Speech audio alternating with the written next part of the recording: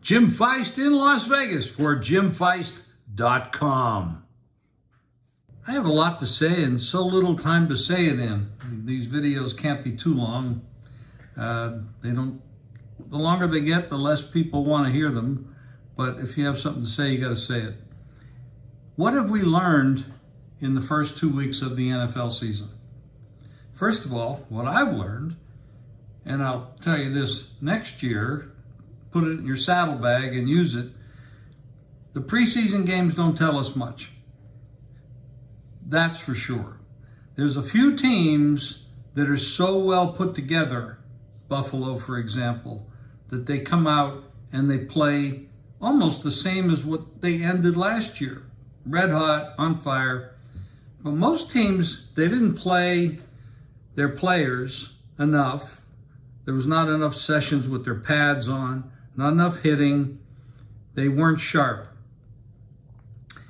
So the first 2 weeks of the regular season is really like, it's like preseason games. And you really don't know much about what's going on. So I think you have to take it slow. If you're betting 500 a game, the first 2 weeks, you should probably be betting 200 a game. And you got to slow down until you learn what the hell's going on. Now let's take a look at some of the coaches. Coaches are important. Look at this Hackett for Denver. They've got a great kicker. They've got a great quarterback. Pretty good offensive line. Good at wide receiver. Running backs are pretty good. So what's wrong? They just haven't gotten into the system. The system isn't what Russell Wilson is used to. And he's not the same Russell Wilson he was 8-10 years ago. I think it was about 8, maybe 9. But when he came into the league, he's a little older, beaten up a little bit more. Like we all are. We get older. So, and Hackett seems like an offensive coordinator that has been raised to a position that he can't perform at. There's a lot more to worry about as a head coach than there is as an offensive or defensive coach. Your jobs are more complicated. You have to delegate more.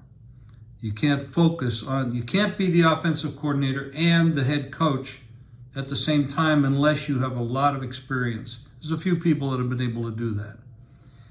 He's messed up a lot the last few games. He was very fortunate to win the last game.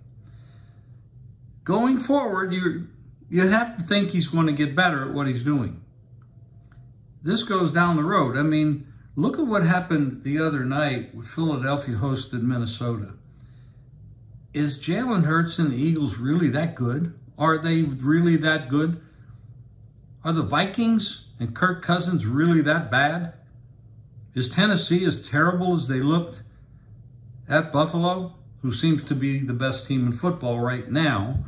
I don't know that they'll be the best team in football come February, but right now they are the best team in football. So we're learning as we go. The problem here is bettors, me too. Don't expend too much of your bankroll in this guessing game period of the first 2 weeks. Now, there's some people that are doing absolutely fabulous with this guessing game. Maybe they have an insight to some of these teams that a lot of us don't. I haven't done particularly well the first 2 weeks. First week was okay, won a little money. Last week was not so good. But that's what the game is. I've been doing this for almost close to 60 years. No, 55. You're going to make me a little younger.